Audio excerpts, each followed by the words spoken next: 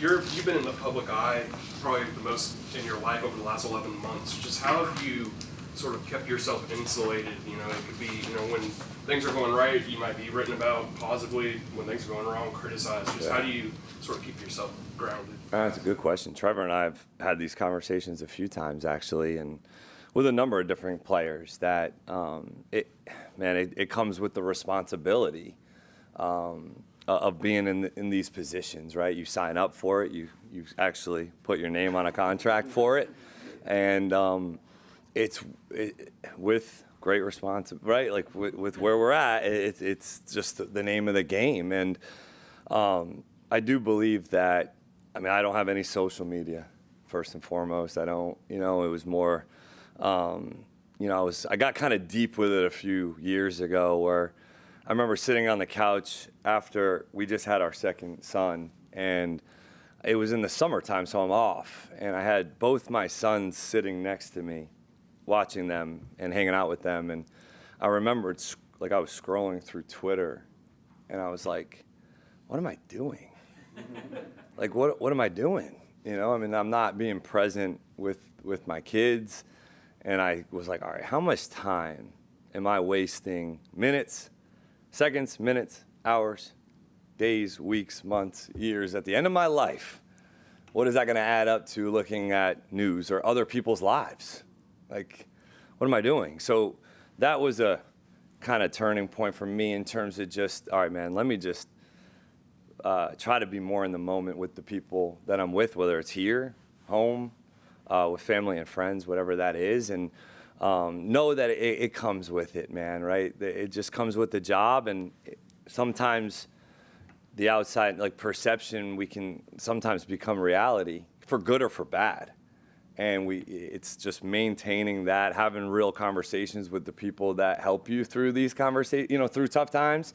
And that was the message to Trevor, to our players, to all these guys, that, man, it's our responsibility. It comes with the territory, for good or for bad.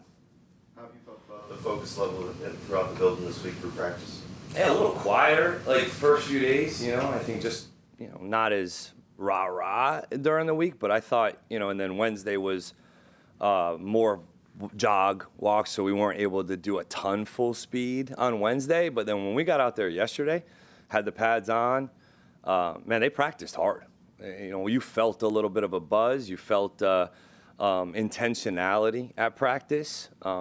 You're still coaching. There's still stuff to correct and fix. But I thought that the guys came out yesterday quiet, sometimes okay. I'm sure there's still some ticked off. It's okay to be ticked off. But as long as the way that we approach practice and the way that we approach this game is rooted in, man, we can't let, never again, right? And if we can use it as motivation, a learning moment, and that's how practice maybe was yesterday in some ways, I thought it was good. The report's been getting longer as we go through the season. And when you look at that, guys get opportunities to show up. Mm-hmm. I mean, I know that sometimes it's a strain on maybe the game plan or on the team, but I mean, how big is it for those guys to kind of embrace that moment and step up? Huge. I mean, I know Tim Patrick did not show up in a stat column this past Sunday, right?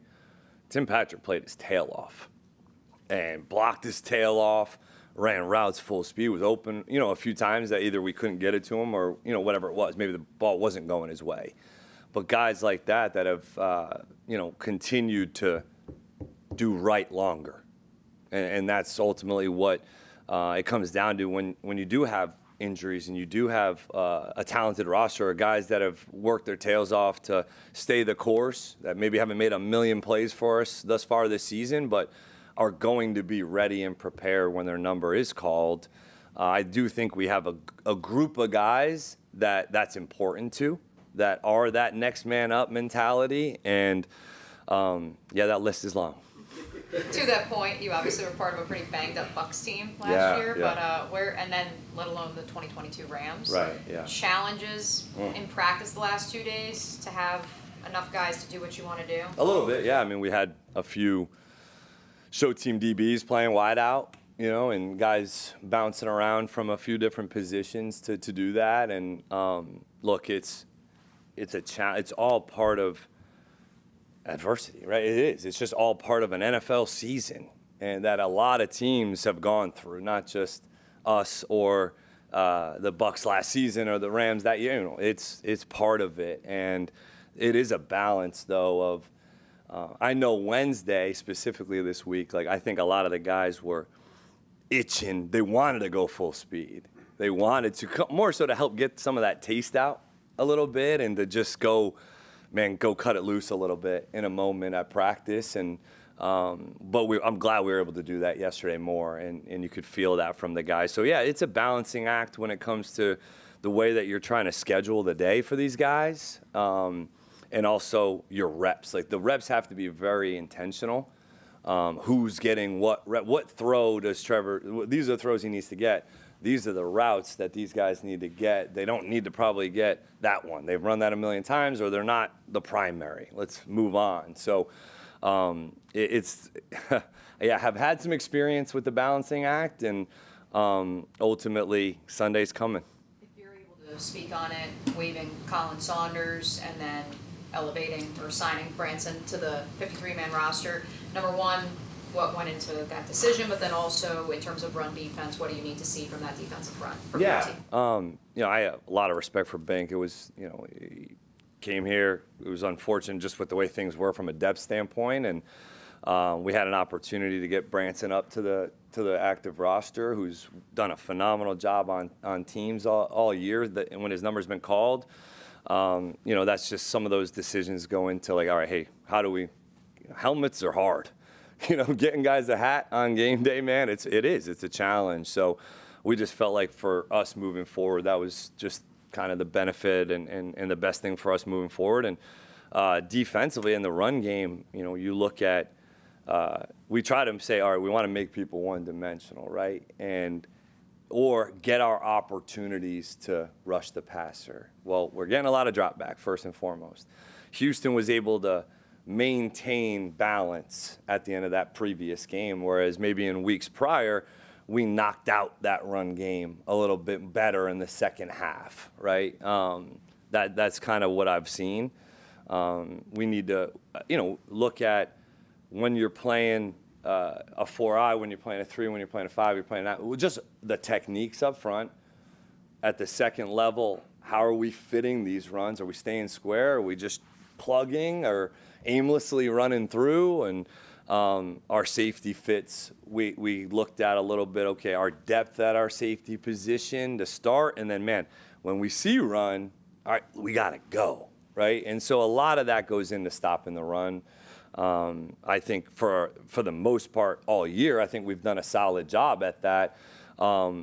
It is so critical this week for us to be able to stop the run against these guys that we know they want to run the ball, so that we can get our ops on second. We got to make third down a lot harder than it's been over the last few weeks. Third down has been way too 3 to 5 than 7 to 9, and that makes it a lot harder to convert when those third downs are better, and it starts on first down. What do you like about Gardek's game? Love Dennis. You know, he needs to continue to get more. When he's on the grass and he's going that way, it's, man, good things have happened for us. And he's such a pro. All he cares about is the team and working his tail off every day. When he's out there and he's up against a tight end or an OL, whatever it is, he's going to do everything he can to shed and to strike and to make a play, but not because he's trying to do anything outside of the scheme, just because of his mentality and the way that he approaches it. So Dennis and I actually had a really good talk yesterday just out on the grass about staying the course, continuing to push forward, and that he's just feeling better and better as he gets going. So we got to get him more. The Chargers have 4 guys that all have at least 450 receiving yards. Yeah. When you look at McConkey, Johnston, Allen, and Gadsden. How hard is that, and is that the most complete group that maybe you guys have faced this year? It's up there for sure. They're very detailed route runners, I think. They all complement each other really well, and especially with Gadsden being that big skill tight end, and they complement each other well. Their route detail, I think, is very good. Their spacing in the pass game, you could tell it's understood. I think that was something maybe over the last year, if you were looking at them playing them last year, was something that, they just needed to continue to get better at, maybe add in a piece to, and you can see what that's done for that group and for that offense. And Justin's playing with confidence, letting it rip to those guys, understanding where they're going to be, the timing, and their run after catch. They've all had run after catch. So it's definitely a talented unit that is going to challenge us for sure. Jordan being able to go inside outside for you guys, how have you kind of seen him grow since you got here? Yeah, we've had a lot of conversations. We've had a lot of talks. We've had a lot of moments, and he was definitely challenged a few weeks ago to continue to do right and continue to go out there. And he was frustrated too at times, right? And wanting to get out on the grass to help and go play, which I'm proud the way that he's responded and stayed the course, made some great plays for us on Sunday. He always plays and brings energy, which I do appreciate. And I thought he triggered really well on the bubbles and some of the quicks outside. Obviously, the big interception to start the game, the 4th down stop where he made the great play on the mesh. I'm excited for Jaren. I hope that we can continue to build off of this positive momentum because he's a guy that, when he's up and he's bouncing around and he's doing right and everybody's communicating at a high level, like he's somebody that can be infectious that way. What were your conversations with Josh and Trayvon then? Especially after saying the pass rush with just the 4 guys, it's got to be more productive. Yeah, and look, when I say that, it's got to be with the coverage though too now. It has to match. Like you look at all the best. Look at the Eagles last year, right, guys? Right? If we're just talking about, I read one of the Chargers, Dean Lyman's, comments about like if you could rush 4, right, and play coverage with 7, that is typically a good thing, right? Like I'm releasing 4, right? If you can rush with 4 and my halfback is kind of helping to maybe chip somebody, well, now you truly have 4 against 7. I think those odds are usually going to be in the defense's favor if you're pattern matching the right way and the coverage is really getting a little bit more less aired out and having a little bit less air to the coverage. Understanding 3rd and 3, 3rd and 5, 2nd and 8, 2nd and 12, where are the sticks, it all kind of goes together. So the conversations with those two have been very positive this week, very positive. And there's an accountability factor for all of us involved, those guys and us as coaches, to, all right, are we coaching it the right way every single day to have the details show up on passing downs to where the coverage and the rush are matching each other? And at the end of the day, just go, guys. Don't think about it. Just cut it loose, run it, go, and get off the rock. Just get off the rock and go, man. And not saying we're going to stop the run on our way to the passer, but a little bit of that mentality, especially in some of those second downs, man, just let's hunt a little bit here, man, And they had great combos this week. How valuable is his versatility on that line? Yeah, very, very pleased with Cole as the whole season, right? He came in and obviously multiple instances have helped us either get through games, starting games. I thought, Cole's he does the preparation, the trust that he has in that room with those guys. It's a good group that trusts each other.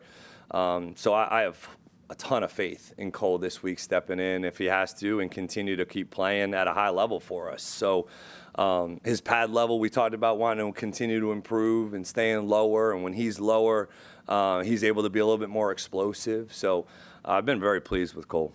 What have you seen from Brenton this week? And how much of a relief is it just to see him back on practice field again? Yeah, it's great to have him back out there. It's you want him out there as much as you can. Obviously, we're continuing to take it day by day, but I just know that obviously we're a better offense, right? When he's out on the grass, and I know how much he wants it. I know how much he's put into his rehab and the time off. So, hopefully we can continue to get more. Coach, thank you. All right, guys. Yeah.